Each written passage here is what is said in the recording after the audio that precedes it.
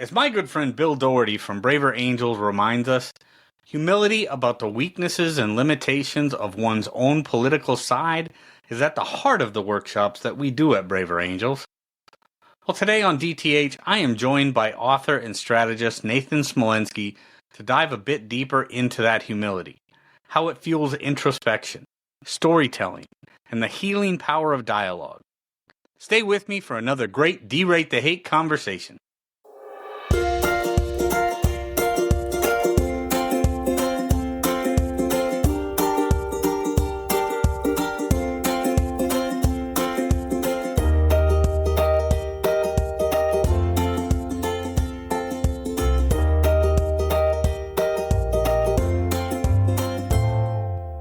Welcome back, my friends, to the Derate the Hate podcast. I'm your host, Wilk Wilkinson, your blue-collar sage, calming outrage and helping to navigate a world divided by fog and those who would spread that fear, outrage, and grievance. The Derate the Hate podcast is proudly produced in collaboration with Braver Angels, America's largest grassroots, cross-partisan organization working towards civic renewal. This podcast amplifies the mission that we share to foster a more respectful and united America where civic friendship thrives even when we disagree. Each week, through the power of story, conversation, and connection with incredible guests, we work to build bridges instead of barriers. Not to change minds on the issues, but to change how we see one another when we differ. Because, friends, it really is about bettering the world one attitude at a time. We did not create the hate, but together we can derate the hate. So be sure to subscribe wherever you get your podcasts, share it with a friend, and visit braverangels.org to learn how you can get involved in the movement to bridge the partisan divide. Friends, I am so incredibly grateful that you have joined me for another powerful Derate the Hate episode. So let's get to it.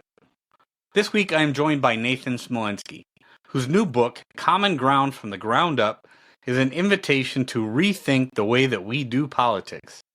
Now, Nathan grew up in the heart of liberal Massachusetts, the child of Soviet immigrants who viewed socialism as the great danger.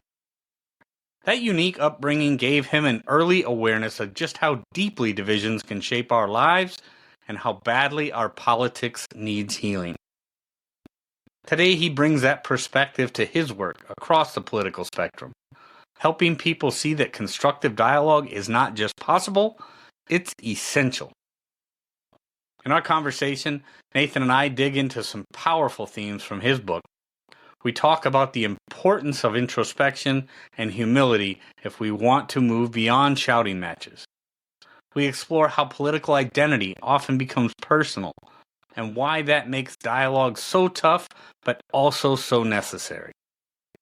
Nathan shows us how storytelling can cut through the barriers, helping us communicate complex ideas and truly understand one another.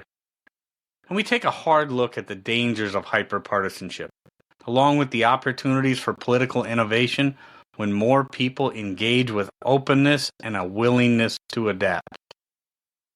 This episode is a reminder that healing divisions isn't about being civil for civility's sake. It's about reclaiming politics as a tool for connection, problem solving, and genuine progress. Let's get into it with Nathan Smolensky. Here we go. Nathan Smolensky, thank you for joining me on the Derate the Hate podcast. It's good to see you today, man. Great to see you. So I recently had the opportunity to look over your book, Common Ground from the Ground Up, and it's got so many things in there that are so important to the work that I do with Braver Angels and just to that bridge building space in general. So I appreciate you taking the time to talk to me here today. So let's start off by you telling me, and more specifically telling the DTH listeners, Sure. What got you motivated to write this book about common ground? So there were a couple big catalysts for me. This is a space as far as both depolarization and what I call political innovation that I've been in for some 10 years, volunteering, working in different organizations. The past 2 years, so 2022 to 2024, I was part of the Forward Party. I ran the Florida State Forward Party, actually, for some time there. And there were two big things that stuck out to me. One is we kept touching in messaging on a better way to do politics, a better way to think about politics, sort of a better approach to listening, learning from others, just handling discourse. And it kind of lacked a codification. It lacked definition that I thought was really vital to our or other organizations being able to message around it, understand it, and also test for it, because we would fall into this, is this person really practicing better dialogue? Is this person doing so? And all that. And then the second big thing that was really striking to me is just how much both we and other movements within this space were getting trapped inside our own bubbles. And this is something we tend to accuse or tend to point at the right and the left about as being in their own bubbles, in their own spaces. But I think we tend to fall into it as well. Everyone falls into that because you create these barriers to entry, you create these opt-ins. And ultimately, when your pitch is something along the lines of, we need to defeat the duopoly, we need to seek out depolarization, we need to do this, these are part of a broader set I call in the book these moral declaratives or moral imperatives. And ultimately, they're not selling anyone on these things. They're just sort of saying, hey, if you want to do this, come here. And so it is limiting as far as persuading new audiences, as far as bringing in new audiences.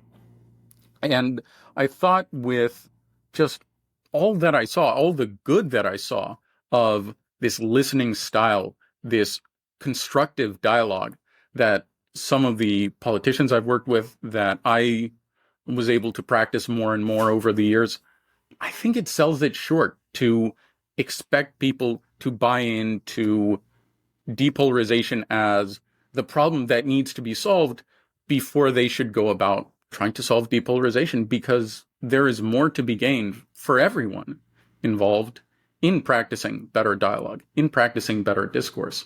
And I wanted to share that with people. And so that is what Common Ground from the Ground Up is an exploration of. It is the ways that we can engage more productively with others, as well as what I like to call the upstream political, societal, cultural drivers of this, of our division, of our need for better dialogue, and the downstream impact that we can have through better dialogue, through being able to communicate with each other better, which are bigger and broader and bring more wins to more people than sometimes we talk about here. Yeah, no doubt. No doubt. And one of the things that really struck me about the book, Nathan, is the idea of introspection. One of the big things I talk about here on the Derate the Hate podcast is my journey, and from a more toxic person now to a more of a bridge builder and things like that. And I see in your book you talk a lot about introspection and humility and how we have to work on our own mindset and to a certain degree before we can effectively do this good communication, right? It definitely helps. I know it's a big part of how I do things and how I see things is I can't help others if my own cup is empty. I've got to work on myself and figure out a lot about myself before I can start to effectively communicate and really receive the message of others. So talk to me a little bit about your interpretation of introspection, humility, and the importance of that in this depolarization work that some of us are doing now. Well, yeah, I think everything you said is absolutely true. Is you need to understand these phenomena of what drives us towards negative behaviors. We see it in ourselves. And I think it's really essential that humility, insofar as realizing you're not so above it all. You don't want to come from a place where you feel like you're lecturing. You don't Hmm. want to come from a place where it's like, I've seen the light and let me share it with you. Because people don't like that. I don't like that. And I talk in the book about just applying the golden rule and understanding how to engage in a conversation the way that someone wants to engage in a conversation with you, the way that you would want to engage with them. And again, to your point, it's just realizing not like this person is brainwashed, this person is not engaging in good dialogue, just realizing that we are all susceptible to getting enamored with our political identity, to taking Yeah. things too far, to having a sort of zoomed in notion of what the issues are, what our beliefs are, missing the bigger picture and our place in the broader conversation. And also just getting mired in this conflict mentality Hmm. that we tend to assume is just what politics has to be, but it Yeah. doesn't. It doesn't. And yeah, and it's not coming from a place where you're lecturing is one of the big things that I really wanted to capture with this book, which is it is not do this because you ought to do this. Do this because these are the rules. Do this because it is morally better to do this. I don't Hmm. necessarily disagree with those things, with those kinds of calls to action. But I think that we sell constructive discourse short when we focus on those things. Yeah. When it Because starts to sound too preachy, it just gets to be, yeah. I mean, it gets, people start to tune out, right? I mean, if we get too preachy, one of the things that you just brought up there, Nathan, that I want to expand upon a little bit, because I know it seems to be that one thing that just another one of the great things that you highlight in this book is you mentioned political identity. mm, And then political identity, far too often nowadays we find that people are taking their political identity and personalizing it, making it part of their personal identity, right? And it is one of these things where it becomes very difficult to try and speak with somebody about things, or try to open their mind about things that they have absolute certainty on, when they have personalized it, made it part of their personal identity. Now they often, they if you try to speak to them in a way that's contrary to what they believe politically, they start to take it as a personal attack. Dive into that a little bit for me, would you? so I think you're absolutely right that, yeah, it holds us back in a lot of ways. And I talk about in the book sort of politics as sport and our sort of team identity, the team aspect of political identity, where we find these people who have like-minded values, who have beliefs like ours, and they create a sense of community. They create a sense of belonging, a sense of purpose. That is one level of it. And it is something that we can get caught up in to our detriment.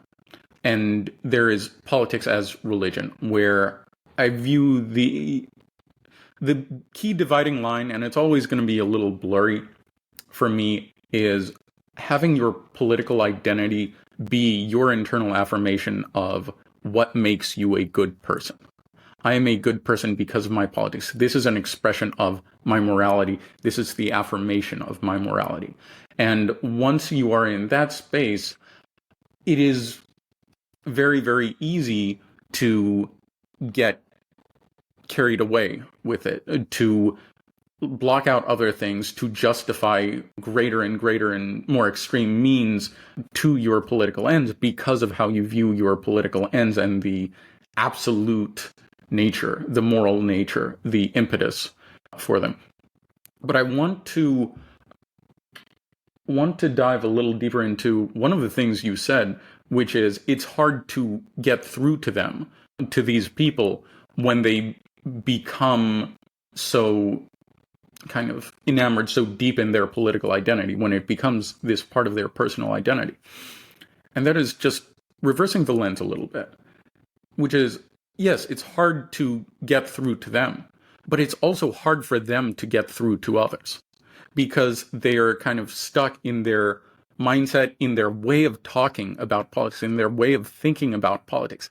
They are being held back. They want to communicate. They care for good reason about these issues and about these values that are so integral to the core of their belief system. And them not engaging in constructive dialogue is holding them back from reaching beyond their audience, from reaching beyond their choir.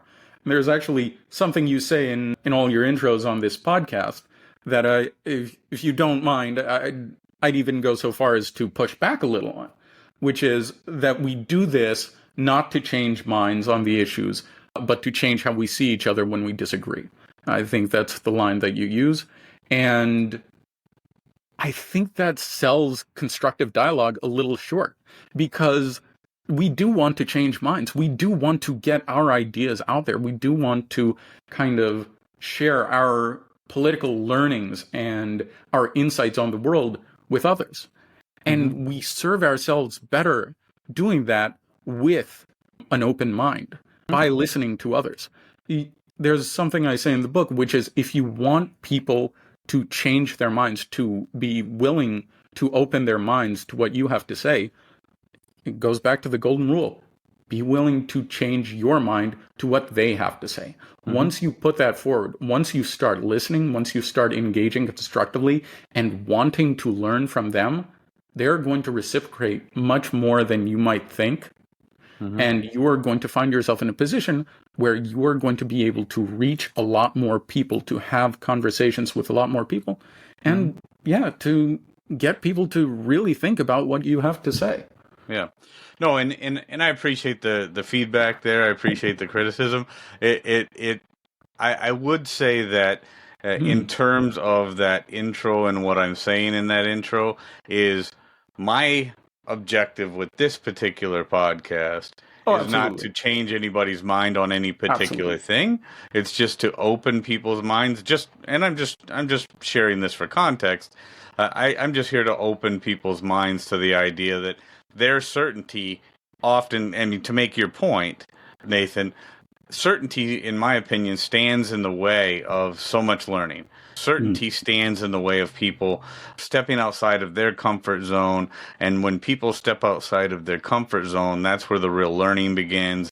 That's where they can find out, maybe I wasn't in the right space, and things like that. So just for context, I absolutely believe that people can change their minds, and they should change their minds when they find that they've learned something new, or they need to course correct. But my intention with that line is basically to say, the Derate the Hate podcast, me, Wilk Wilkinson, here doing this show, I'm not here to change your mind on anything. I'm just here to open your mind to the ideas that there may be something better in some other space. So open your mind, step out of your silo, and let's learn together, right? So 100%, and I don't want any listeners to get that misconstrued either. And I use a very similar line, by the way, in my book, which is, look, I'm not there to promote my agenda. I am not, as far as the issues themselves go, I am not there to ask anyone to change their ideas on issues or their beliefs, or to relinquish any part of their political identity, really. It is just to consider the benefits of engaging in a different kind of dialogue. But as far as, I think, a general call to action for engaging in civil discourse, we do sell ourselves short when we don't mention that, hey, this is a way to actually get in these conversations and reach people with your ideas, your specific insights, that you would really struggle to otherwise. And we are all kind of facing this problem. This is a universal thing. If we get stuck inside our bubbles and stuck That's right. in this alienation and division, and it and we all lose from that. We can Yes. all gain from just engaging with open minds and curious minds and learning from each other, listening to each other. Oh, that's absolutely right. I mean, I couldn't agree with you more. I mean, I think one of the largest problems we face as a nation, as a people that make up what I consider the greatest nation on the planet, is the idea that so many people now refuse to have a constructive dialogue, refuse to have meaningful engagement with people that don't think or see things the way that they do. I mean, that to me is a huge problem. So we absolutely need to encourage more dialogue with people on the other side. One of the big things, again, that I talk about quite often is the importance of storytelling. And not only about storytelling, but story listening, right? I mean, stories are, or the ability to effectively tell a story and use that story to convey a message, to show people why it is that you believe a certain thing, but then reciprocating that, right? Being able to receive somebody else's story, to truly understand what life experience got them to believe what they believe. So talk about your feelings on storytelling and the importance of storytelling and why that's a big part of what you're trying to convey in this book as well. I mean, I think you tap into something very similar to what we discussed with introspection, where it is being able to zoom out a little bit. And never sure if introspection is zooming in and zooming out. It's kind of both. But basically It is. to understand your beliefs in context, what drives what you believe, why you believe it. And people on the surface may see that as tempering the message, as being less assertive or less conclusive, less passionate about it. When you go from this is absolute truth to this is why I'm inclined to believe this is why I resonate with this, these are the things that led me to this point or that point. But in reality, it makes it much more accessible. It makes it much more real. And it's something that others can engage with. When you create this assertion, this is absolute fact. Again, people agree or they disagree. If they agree, then you're going to have a fun agreeing match and you're going to rah-rah and it's going to be a great time. If they disagree, you're not going to get very far. And having that storyteller mindset, I talk about in the book, finding the common language and just seeking these ways to express ideas that become more accessible, that become more universal. I talk about sort of our understandings of power in societal problems, realizing that power can come in a lot of different ways. It can be misused in a lot of different ways. It can lead to inefficiencies. It can lead to abuses, whether malicious or just kind of corruption over time. And realizing that a lot of different perspectives can weigh in on that conversation. A lot of different stories can add to that conversation and add to that understanding of complex issues as complex issues. Realizing that you are part of this greater conversation, realizing that there is a greater conversation that you can be a part of, is essential to, just being able to engage and talk positively, think positively about issues with a lot of different people. And realizing that is just a huge, huge breakthrough that a lot of people can gain from. Yeah.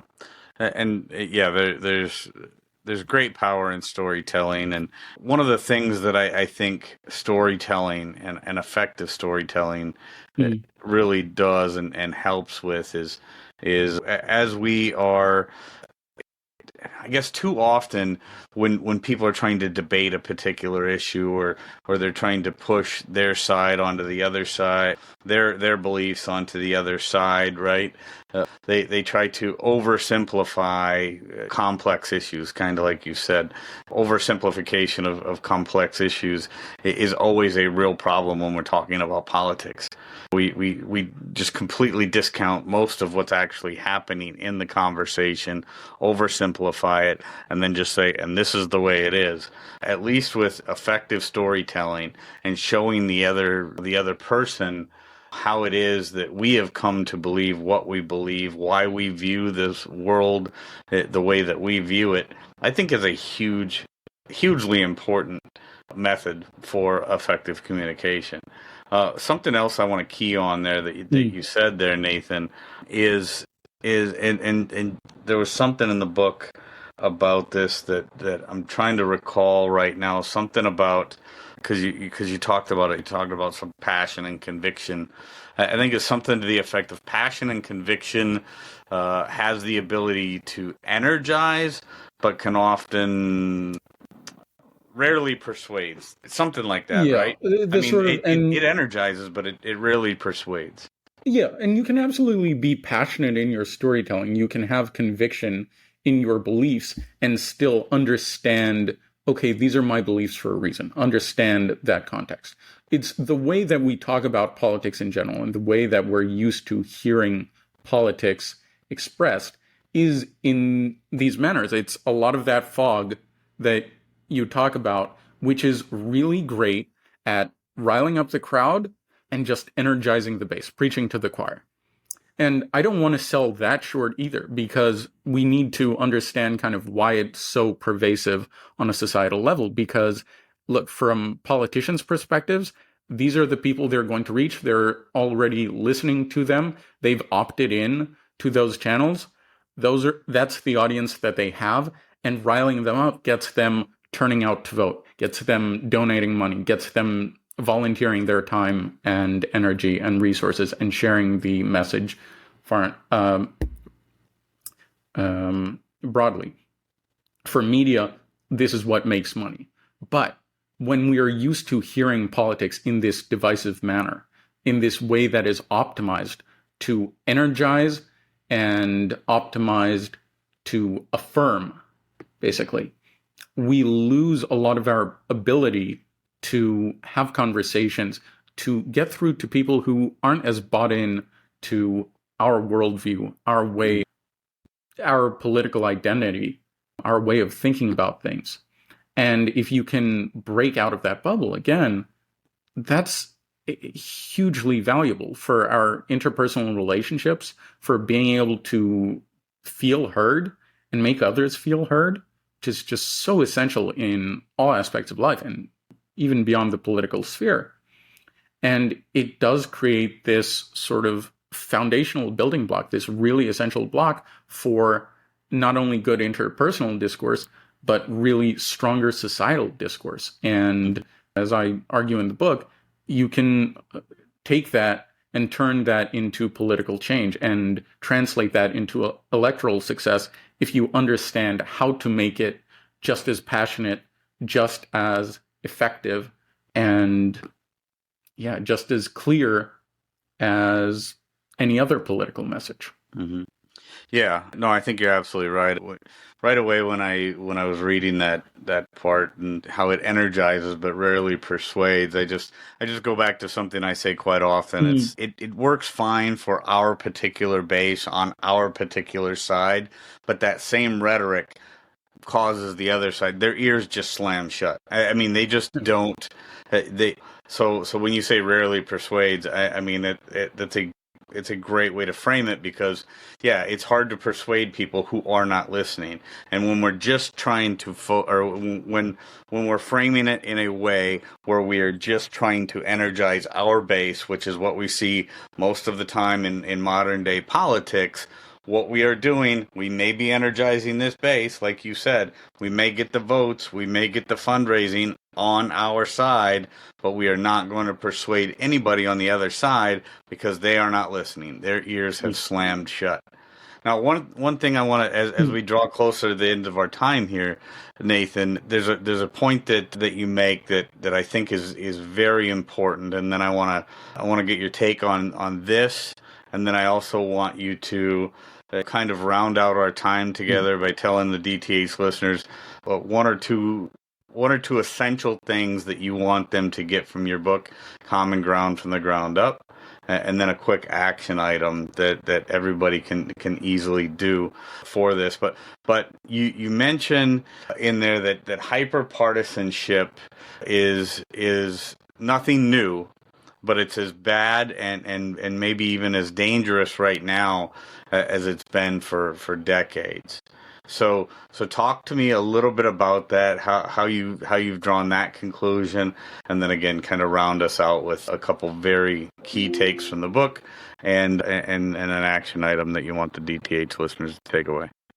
So there is some uncertainty actually where approaching the question of how does our division compare on a historical basis, because beyond just how bad is it compared to, say, division in antebellum times or division in this era or that era, a lot of that we haven't really seen in full, or we don't have the same data. We can't have the same data about it.